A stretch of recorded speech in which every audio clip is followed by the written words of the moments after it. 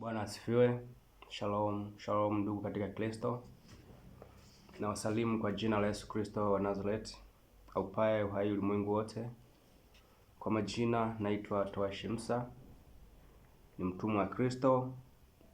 Namshukuru Mungu sana kwa neema hii, amenipa kibali tena kuweza kusema na ulimwengu. Bwana asifiwe sana. Leo Bwana amenipa kibali kuongelea kuhusu wokovu. Tutaanza kwa kusoma maandiko kutoka katika kitabu cha Marko 16 kuanzia mstari wa 15. Bwana asifiwe sana.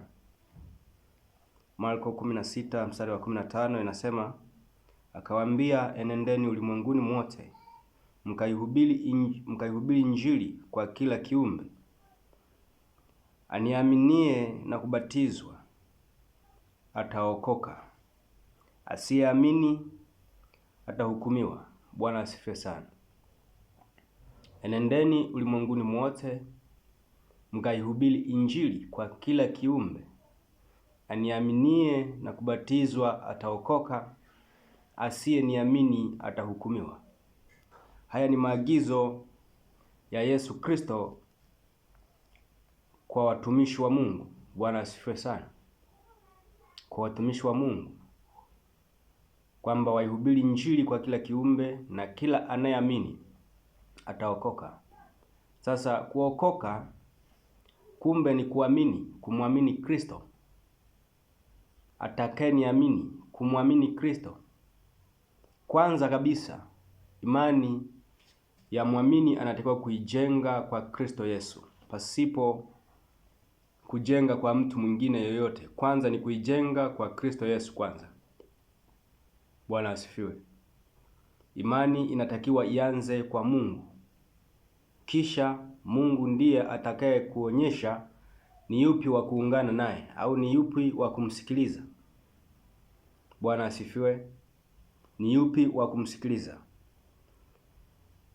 Sasa kwenye kuamini hapa, watu wengi, Wakristo wengi wanaojiita Wakristo, wanamwamini mwanadamu kuliko kumwamini Mungu. Wanamwamini anayehubiri Injili kuliko kumwamini Mungu aliyewaumba. Bwana asifiwe sana. Imani zao wanaziweka kwa watu. Bwana asifiwe. Sasa hilo ni kosa. Maana maandiko anasema, amelaniwa amtegemee mwanadamu na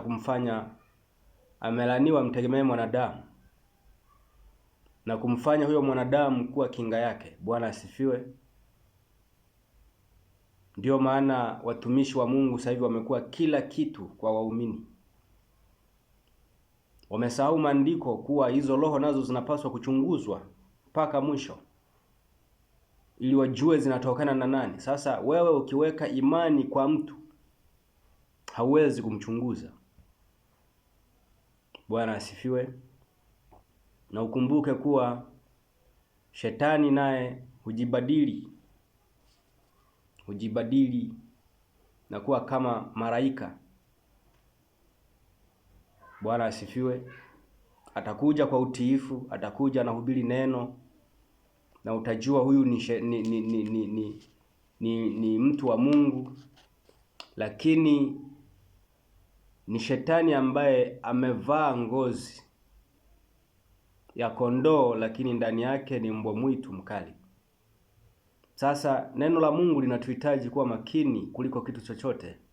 Kuwa makini sana, kuwa welevu na wenye akili nyingi, ili kusudi kuweza kusurvive kwenye uokovu. Bwana asifiwe sana. Nitaendelea kusoma maandiko. Mstari wa 17 inasema, na ishara hizi zitafuatana na hao waaminio. Kwa jina langu watatoa pepo, watasema kwa lugha mpya, watashika nyoka, hata wakinywa kitu cha kufisha hakitawadhuru kabisa. wataweka mikono juu ya wagonjwa nao watapata afya. Bwana asifiwe sana. Hawa sasa ni wale walioamini, ni wale waliookoka. Bwana asifiwe sana. Ni wale waliookoka sasa wataambatana na ishara hizo. Bwana asifiwe. Bwana asifiwe sana. Watatoa pepo, watasema kwa lugha mpya. Hapa zimetajwa ishara nyingi: kutoa pepo, kwa lugha mpya, hata wakinywa vitu vya kufisha hawatakufa. Bwana asifiwe sana. Wataweka mikono juu ya wagonjwa watapona. Lakini Wakristo wa siku hizi wanashauku na kipawa kimoja, wanashauku na ishara moja, na ishara hii wanaihitaji kwa matamanio yao binafsi: kunena kwa lugha.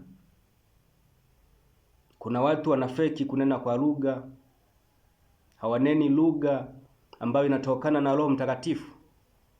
Ni kwa sababu ya shauku na ishara hii kupewa nguvu katika kanisa, kuonekana kuwa ndo ishara pekee ya mtu aliyeamini. Lakini ni ishara nyingi ambazo zinatambulisha mtu kuwa huyu ameokoka. Bwana asifiwe sana. Kwa sababu gani kunena kwa lugha inapewa nguvu sana na inaonekana kuwa mtu ambaye haneni kwa lugha kama hana roho wa Mungu hivi? Kwa sababu hiyo ishara ya kunena kwa lugha ni ya binafsi. Maana katika ishara zote ambazo zimeainishwa hapa, ishara ya kunena kwa lugha inahusiana na mtu mhusika mwenyewe. Maana mtu anayenena kwa lugha anajengwa yeye mwenyewe. Bwana asifiwe sana. Mtu anayenena kwa lugha anajengwa yeye mwenyewe. Pengine anaponena kwa kuhutubu, kwa kutoa unabii, ndipo kanisa linajengwa. Lakini kama hatoi unabii, basi anajengwa yeye mwenyewe.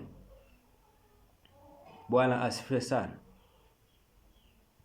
Wakristo wamekuwa tegemezi, waumini wamekuwa tegemezi. Na ukumbuke, mtu akishaokoka amefanyika kuwa mwanafunzi. Na hawa watumishi waliambiwa, enendeni ulimwenguni mote mkawafanye mataifa kuwa wanafunzi wangu, kuwa wanafunzi. Bwana asifiwe sana. Kazi ya mtumishi wa Mungu ni kumfanya mwanadamu mwingine awe mwanafunzi wa Kristo, au kiumbe kingine kiwe mwanafunzi wa Kristo. Sasa akishaamini na kubatizwa, anafanyika kuwa mwanafunzi wa Kristo. Hapo ndipo anampokea Roho Mtakatifu. Akishampokea Roho Mtakatifu, basi Roho Mtakatifu anachukua nafasi ya kumfundisha na kumkumbusha yote, na ndipo anaanza kutumikishwa kwenye vipawa ambavyo Roho atamjalia kumpa huyo mwamini. Bwana asifiwe sana. Bwana asifiwe sana. Tusome kitabu cha Matendo ya Mitume 8:12. Matendo 8:12.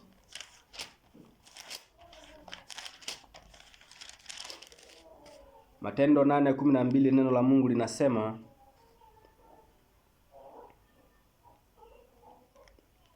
lakini walipomwamini Filipo akihubiri habari njema ya ufalme wa Mungu na jina lake Yesu Kristo, wakabatizwa wanaume na wanawake. Na yeye Simeoni mwenyewe aliamini, akabatizwa, akashikamana na Filipo. Akashangaa alipoziona ishara na miujiza mikubwa inayotendeka.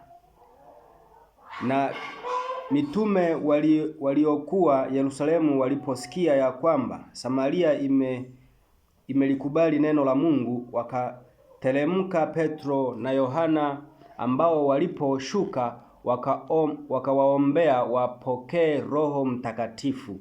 Bwana asifiwe sana. Hawa walikuwa wamehubiriwa Injili, wakabatizwa, wakamkiri Kristo, wakabatizwa, lakini walikuwa hawajapokea Roho Mtakatifu. Maana mtu aliyempokea Roho Mtakatifu ndiye aliyefanyika kuwa mwanafunzi wa Kristo. Bwana asifiwe sana. Sasa mtumishi wa Mungu Filipo, baada ya kufanya kazi hiyo, ikabidi Petro na Yohana wateremke kuja kuweka mikono na kuwaombea hawa watu walioamini wapate kupokea Roho Mtakatifu. Bwana asifiwe. Maana mtu akishampokea Roho Mtakatifu ndipo anafanyika kuwa mwana wa Mungu, anaanza kutumikishwa. Roho Mtakatifu anaweka makazi ndani yake na anaanza kumtumikisha kwa vipawa ambavyo atampa kwa ajili ya kulijenga kanisa. Bwana asifiwe sana. Bwana asifiwe sana. Lakini cha kusikitisha, Wakristo wa siku hizi ukiwauliza kuwa unamwamini nani, wanasema wanamwamini Kristo, wanamwamini Mungu wa mbinguni kwanza kuliko mwanadamu. Lakini vitendo vyao vinaonyesha kuwa wanamwamini mwanadamu kwanza kuliko Mungu wa mbinguni. Bwana asifiwe. Na neno linasema upendo na imani havitambulishwi kwa neno, mbali kwa vitendo. Bwana asifiwe. Bali kwa vitendo. Mtu yuko tayari kuvunja sheria ya Mungu, atii sheria ya dini, atii sheria ya taasisi, atii sheria ya mchungaji wake, atii utaratibu wa kanisa lake, na anavunja sheria ya Mungu. Kile kilichosemwa na kiongozi wake ndicho kinakuwa na nguvu kuliko sheria ya Mungu au amri ya Mungu au utaratibu wa Mungu. Bwana asifiwe sana. Hawa wameweka imani zao kwa mwanadamu na sio kwa Mungu. Sasa watumishi wa Mungu wanawajenga waumini kwenye kuwategemea wao, na hii inakuja kwenye dhana ya kwamba wameshindwa kuwafanya watu kuwa wanafunzi wa Kristo, na wanawafanya watu kuwa wanafunzi wao na wawategemee wao. Ukifanywa kuwa mwanafunzi wa Kristo Yesu, unamtegemea Yesu Kristo wa mbinguni. Bwana asifiwe sana.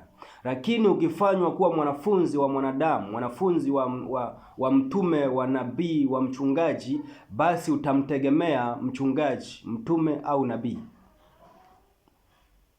Bwana asifiwe sana. Chunguza wewe unamtegemea nani kwenye maisha yako.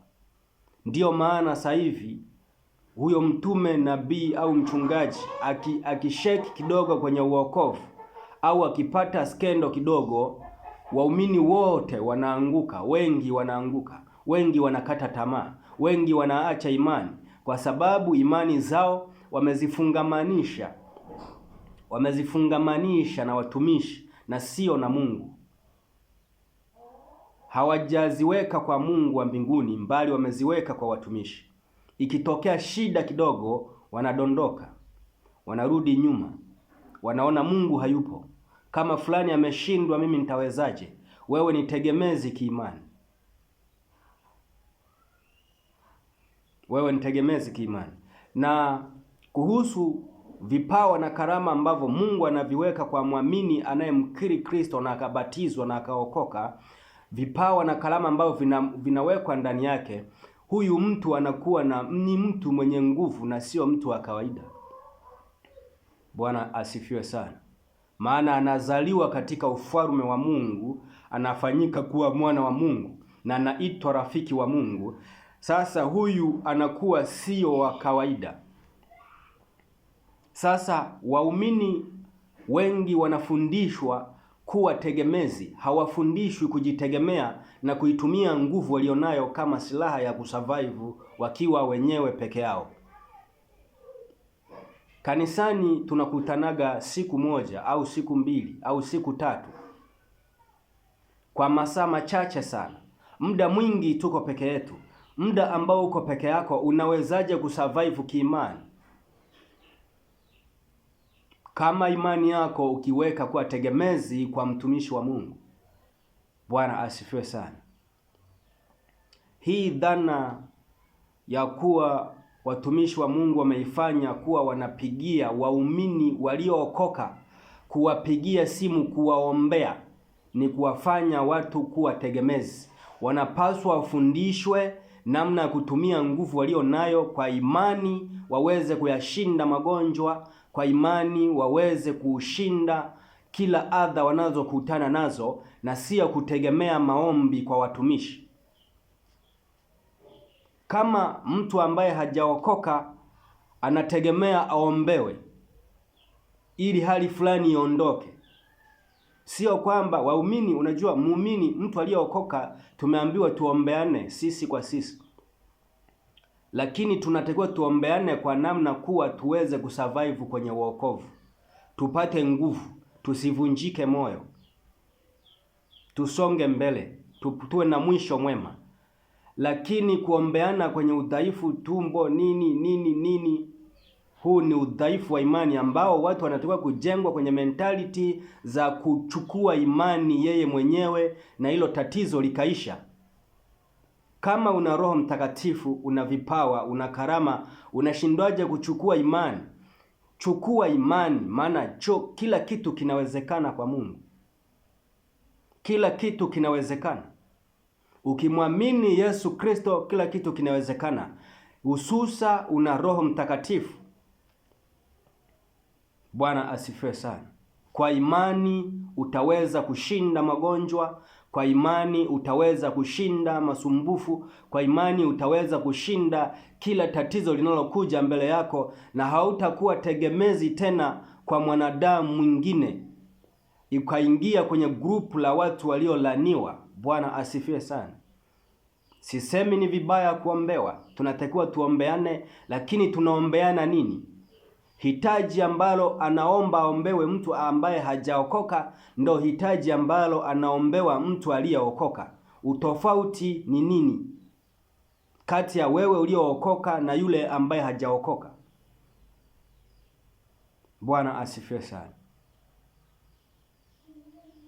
Hali ya kanisa haipo sawa. Hali ya Wakristo haiko sawa, kwa sababu wanajijenga kwenye mentality ya kuwa tegemezi. Kwa hali hii watu wamejijenga kwenye misingi ya kutegemea mwanadamu na taasisi, na wala sio kumtegemea Mungu. Bwana asifiwe sana. Ndiyo maana mtu yuko tayari kuvunja sheria ya Mungu na kisha atii sheria ya kiongozi wake wa dini au sheria ya taasisi. Na haya yapo mengi sana. Ukimuuliza mtu anakwambia mimi Msabato, mimi ni mlokole, mimi ni AIC, mimi ni Pentekoste. Sio Mkristo tena. Anakwambia sisi wa Roma tunafanyaga hivi, sisi wa Pentekoste hatufanyi hivi. Wanaofunika kichwa ni Waislamu, sisi hapana. Kwa sababu anafata utaratibu wa taasisi na sio neno la Mungu. Bwana asifiwe sana. Watumishi wa Mungu, mnajenga watu kuwa tegemezi ili wawe wanafunzi wenu na sio kuwafanya kuwa wanafunzi wa Kristo. Mtu aliyefanyika kuwa mwanafunzi wa Kristo, huyu anakuwa ni tegemezi kwa Kristo. Bwana asifiwe sana. Anakuwa tegemezi kwa Kristo. Neno la Mungu halijawahi kwenda bure. Kila neno ambalo limeandikwa kwenye Biblia kwa uvuvio wa Roho Mtakatifu linafaa kwa maonyo, kwa mafundisho na kwa kuwarekebisha watu makosa yao. Kwa kila kitu kina mantiki. Sio kukuonya basi ni kukuelimisha. Kama sio kukuelimisha, basi ni kukurekebisha na kukuweka kwenye mstari, ni kukuongoza. Bwana asifiwe sana. Bwana asifiwe sana. Ninasema na Wakristo, nasema na watu waliookoka, watambue kuwa thamani yao ni kubwa na sio kuwa tegemezi kwa wanadamu. Imani ni kuchukua hatua, imani ni udhubutu. Imani ni kuamini kuwa inawezekana, lakini kwa macho ya kawaida mtu akiangalia anaona kama haiwezekani. Hiyo ndio imani.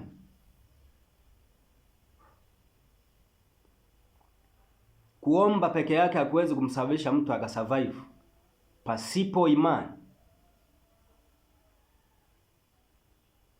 Hata ukisoma pale katika kitabu cha Waefeso, silaha za Mungu, imani ndiyo unaambiwa, zaidi ya yote itwaeni ngao ya imani, katika hiyo mtaweza kuizima mishale ya moto ya yule muovu. Imani. Omba unavyojua, lakini kama hauna imani mishale itakupata. Funga unavyojua, lakini kama hauna imani mishale itakupata. Sasa imani ni nini? Ni kuamini kila kitu kinawezekana pasipo kuwa tegemezi.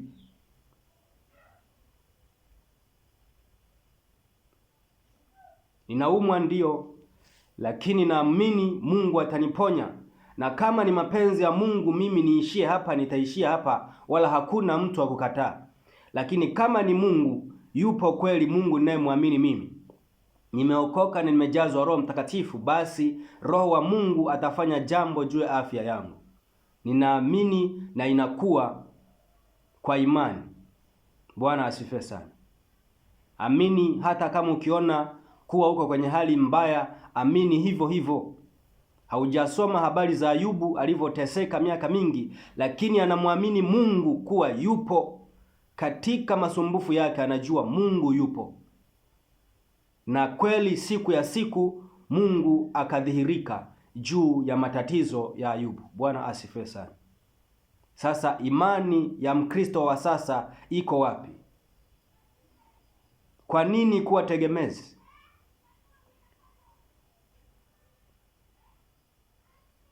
Vitu ambavyo tunapaswa kuombeana ni vitu ambavyo vinaweza kutufanya tusonge mbele kiimani, sio udhaifu. Sio udhaifu, kusonga mbele. Kama mtu alikuwa anapunguka kiimani, basi ainuke kiimani. Hivyo vitu ndio tunaombeana.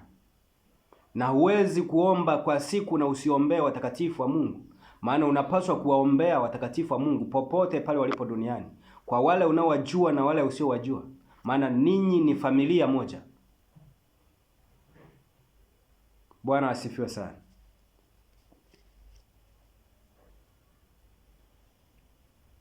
Kuokoka sio kunena kwa lugha tu. Kuokoka sio kunena kwa lugha tu. Kuokoka sio kufanya ishara tu. Bwana asifiwe. Na usijivunie kipawa na karama ulio nayo ukasema umeokoka. Kipawa na karama ambao inawekwa ndani ya muamini ni kwa ajili ya mtu mwingine.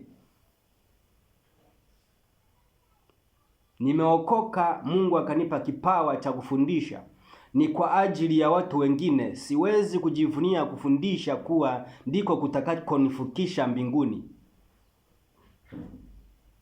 Lazima ni struggle kusimamisha imani yangu na kuweka mambo sawa, kila kitu nilichoagizwa.